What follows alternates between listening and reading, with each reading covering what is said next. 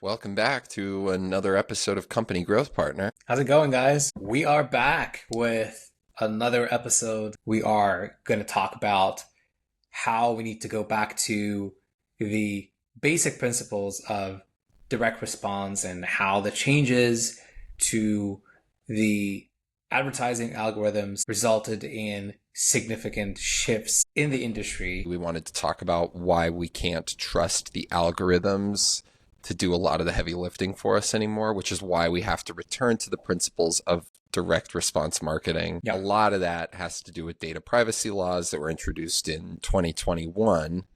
So maybe we start there, yeah?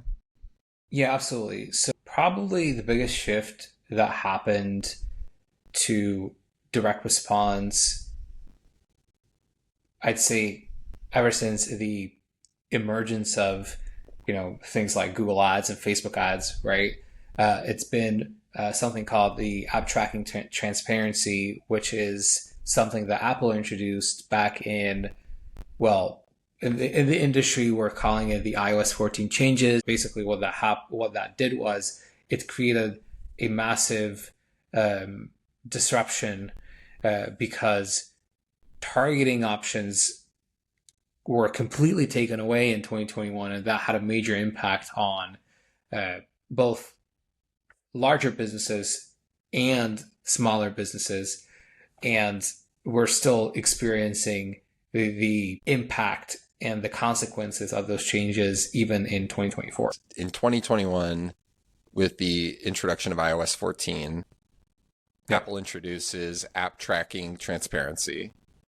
They're giving consumers the opportunity with any app that they use to say yes or no to that app, tracking them, and then giving that data over to people like us who might use that data to feed ads back to those people based on that data. And the big issue was that Facebook had to completely rebuild their advertising product from the ground up. And that was a very difficult time for both advertisers and business owners because we had absolutely no idea what was going on. We didn't know how to fix it. We couldn't see data, and now what we're seeing in 2024 shift toward more specific messaging. However, we don't have the targeting options available to us to enable more specific targeting. CPMs are going up, so advertising costs keeps increasing. Targeting options are being taken away from us, like even creative options, because Facebook is going for more automation, more AI. We're kind of losing control over what's happening and what people are seeing in the feed. That has a major impact on like how we are thinking about the whole process of putting campaigns together and what we need to do in order to ensure that we are putting the right message in front of the right people. These issues with capabilities around targeting, it makes sense that they would affect the algorithms and their ability to serve the ads that you're creating to the right people. Like if suddenly targeting and our ability to make that targeting as specific as possible is taken from us, there's obviously this assumption that somehow the algorithms are going to step in and do work there, but they can't. So here's the issue. Facebook is rolling out so many new things that a lot of them are not working as well as they think. So we're running the ads and, there's a lot of mistakes, and Facebook has this tendency, like we made a mistake, we're not going to apologize for it, whatever. So because of that, we would need more control because more specificity is needed, but we're not given enough control. It doesn't feel like there are any active solutions being offered up in place of those targeting options. It doesn't feel like anybody is really doing the work to figure out how to replace those targeting abilities we used to have. Now that app tracking transparency is a thing, and now that more and more users are opting out of submitting their data, what do we do? How do you get that information? So Meta's answer was more automation and more AI, but it's not accurate enough. Right. And media buyers have said it ever since the changes got rolled out that yes, we need to focus on creative more. instead of audience testing and interest-based testing, whatever. But back in the day, detailed targeting expansion was something you can turn on and off. Now that's a default option. So in reality, your ads are going to go out to whoever, and you have zero control over that. What we've seen a lot of times, we put together very specific ads, right, with a very specific messaging, and the ads are being shown to people who are completely irrelevant to what we have to say. As Facebook goes, I'm going to override whatever you told us, and we're going to do whatever we want, but we're spending your money no matter what.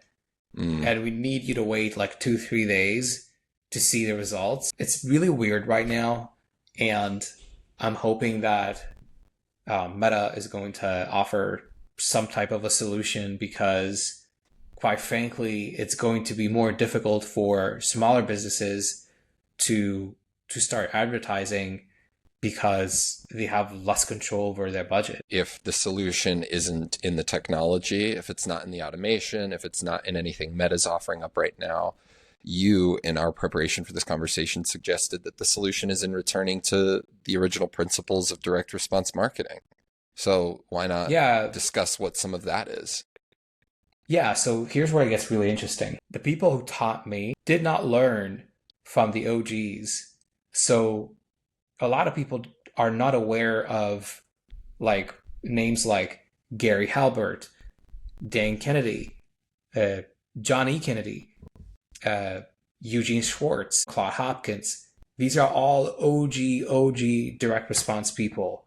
Like a lot of them are copywriters, because back in the day, people in our industry were sending letters, right? Like sales letters, like that was the thing. So the forefathers of direct response were all copywriters. And what I see more and more is that everyone is kind of like saying, hey, look, why don't you go back to how everything started? A lot has changed. Alex Hormozy wrote $100 million offers, and you have to have an offer and whatnot. But like a lot of this knowledge it's not lost. It's actually available on the internet, but you just have to find the person and buy that person's books or whatever they did in the past. It's publicly available information, but no one is really talking about them as much, because you assume that the more up-to-date info is more up-to-date, when in reality it could be missing very crucial pieces that are not really considered. Alan Sultanic talks about this, that the industry is regressive, meaning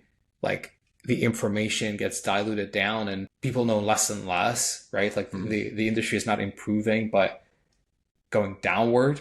So that's why it's really important to go back to like the people who started all of it, because that information is probably the purest out there. Gary Halbert, like he's huge. Dan Kennedy, he made millions with sending sales letters via mail.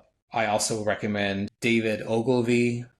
He's also an OG marketing person, and also Eugene Schwartz. If the technology and the automations in the technology aren't your friend, there are some traditional methods of marketing that you can learn from and actually apply to make advertising work in your favor, even though the algorithms maybe aren't here to play. And I think if there are any businesses who are struggling right now with their advertising, they should reach out to Company Growth Partner, and we'd love to look at what your situation is and see if we can help there. Absolutely. Yeah.